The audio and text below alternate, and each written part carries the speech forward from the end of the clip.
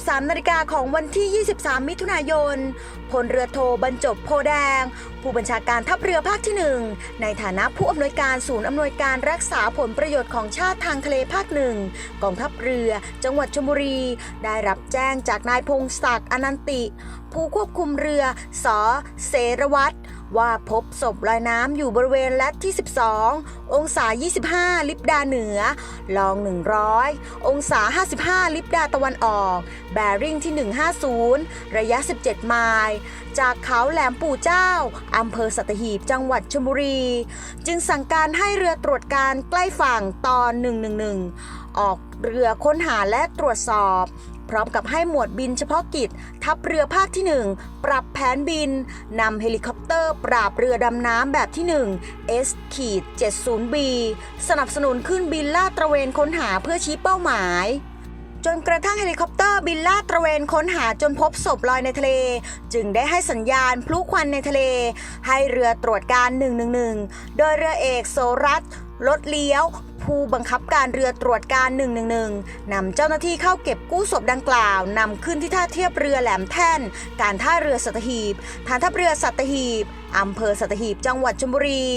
จากการตรวจสอบสภาพศพพบว่าเป็นเพศชายไม่ทราบสัญชาติสภาพขึ้นอืดนอนหงายลอยเหนือผิวน้ำไม่สวมกางเกงสวมเสื้อสีน้ำเงินแขนยาวและจากการชันสูตรพลิกศพเบื้องต้นพบว่าสภาพศพไม่มีเค้าโครงใบหน้าเดิมหลงเหลือตรวจสอบตามร่างกายไม่พบบาดแผลหรือร่องรอยการถูกฆาตกรรมแต่อย่างใด